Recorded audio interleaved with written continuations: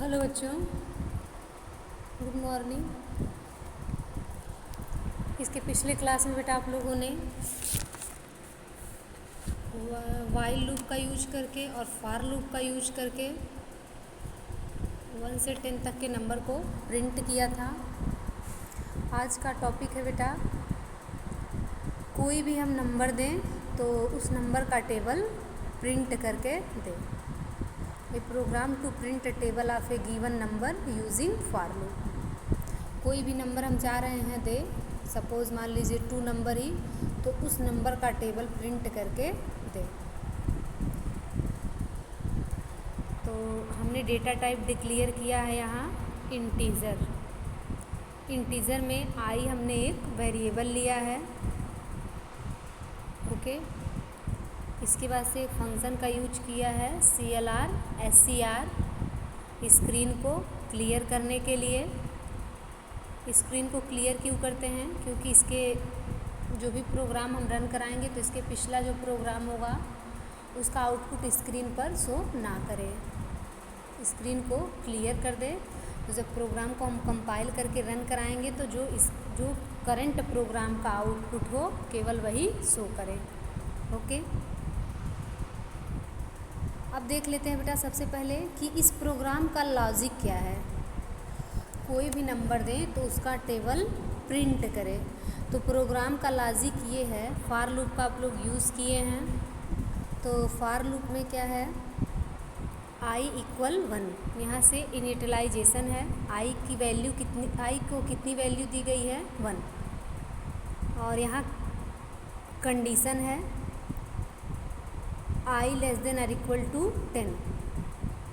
ये लूप तब तक चलेगा जब तक कि i की वैल्यू 10 से छोटी अथवा 10 के बराबर ना हो जाए, और ये इंक्रीमेंट है i++।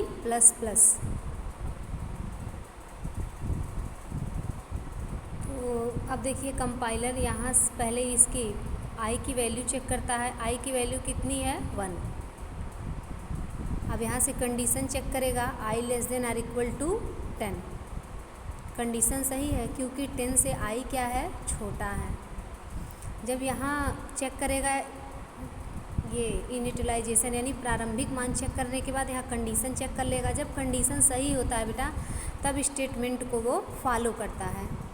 और ये नहीं, आप देखिएगा कि यहाँ से डायरेक्ट यहाँ नहीं जाता है। स्टेटमेंट के बाद कंडीशन के बाद सीधा कहाँ आता है, स्टेटमेंट पे। तो स्टेटमेंट में क्या दिया है, printf, प्रिंट करो किसको, %d के फॉर्मेट में। %d किसका फॉर्मेट स्पेसिफायर है, इंटीजर डेटा टाइप का। यहाँ आपने डेटा टाइप डिक्लेयर किया है तो %d के फॉर्मेट में प्रिंट करो, बट किसको, i × 2 को।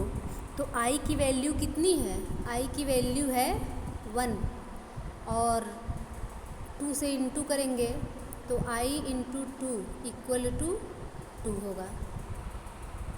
अब इसका लॉजिक समझ लेते हैं बेटा।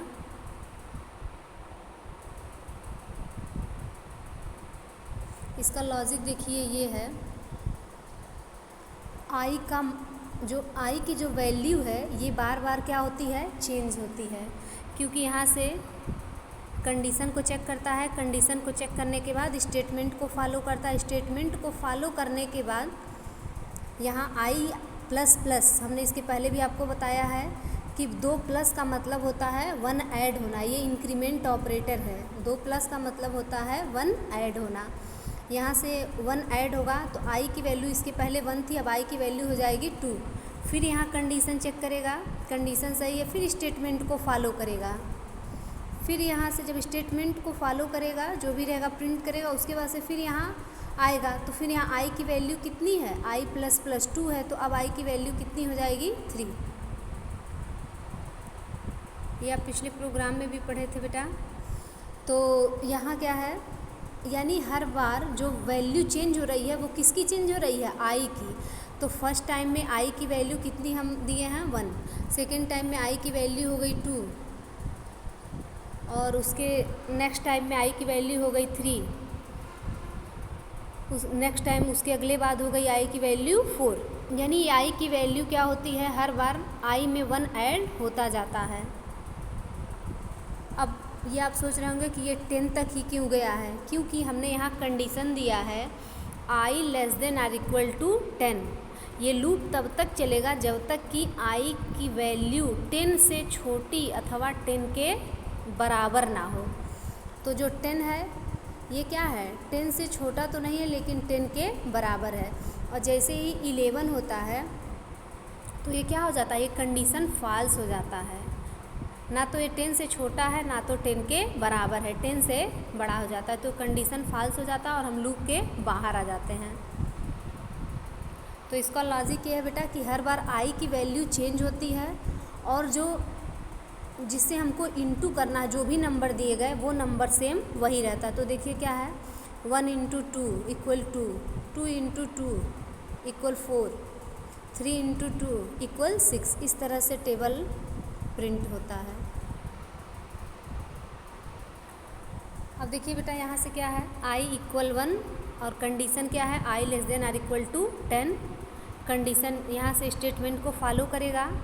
i की जो वैल्यू है वो 1 है और ये तो लूप तब तक चलेगा जब तक कि i की वैल्यू 10 से छोटी अथवा 10 के बराबर ना हो जाए। तो कंडीशन सही है, स्टेटमेंट को फॉलो करेगा। printf %d के फॉर्मेट में प्रिंट करो किसको, i इंटू 2। तो i की वैल्यू यहाँ आपकी 1 है और किससे इंटू करना है, 2 से। तो फर्स्ट टाइम में क्या प्रिंट करेगा, 2। अब ये यहाँ से आएगा यहाँ i प्लस प्लस, i की वैल्यू पहले कितनी थी, 1 थी, अब उसमें 1 और ऐड हो गया तो कितनी हो जाएगी, 2। अब ये यहाँ से फिर यहाँ आएगा, अब यहाँ नहीं जाता, केवल फर्स्ट टाइम में जाता है बेटा। अब ये यहाँ आया तो अभी भी कंडीशन सही है क्योंकि i की वैल्यू कितनी है, 2। तो 2 क्या है, 10 से छोटा है, कंडीशन सही है। फिर ये यहाँ आएगा बेटा, फिर कह रहा है इसके अंदर के स्टेटमेंट को फॉलो करो। जब ये कंडीशन सही है तो इसके अंदर के स्टेटमेंट को फॉलो करो। तो फिर क्या कर रहा है, प्रिंटअप फंक्शन में %d के फॉर्मेट में प्रिंट करो किसको, i इंटू 2। तो इस टाइम i की वैल्यू 1 + 1 कितनी है, 2, और इंटू किससे करना है, यहाँ देखिए 2 से, तो इक्वल कितना आएगा, 4।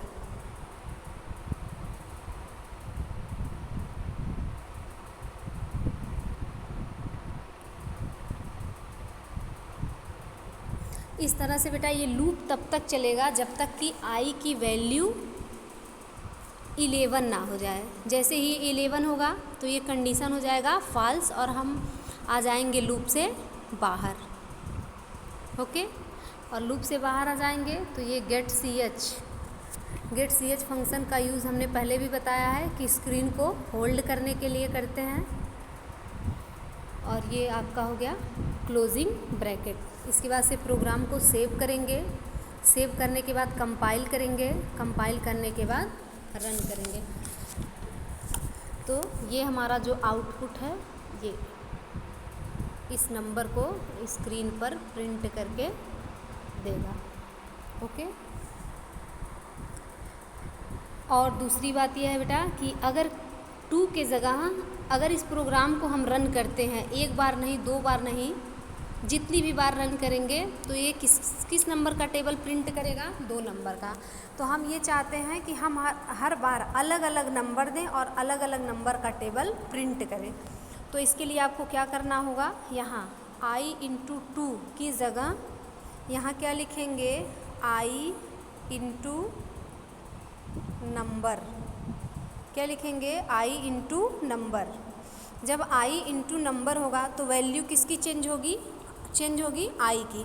तो ये वैल्यू i का चेंज हो जाएगा और जो नंबर हम देंगे, कोई भी सपोज़ कर ले, मान लीजिए आपने दिया 5, तो यहाँ क्या होगा, 2 के जगह सारा क्या हो जाएगा, 5 हो जाएगा। जो भी हम हर बार अलग नंबर देंगे तो 1 का इंटू करेगा 5 से, 2 का इंटू करेगा 5 से, इस तरह किसका टेबल प्रिंट होगा, 5 का। यानी जो नंबर हम देंगे उस नंबर का टेबल प्रिंट करेगा। क्लियर है बच्चों? थैंक्स बच्चों।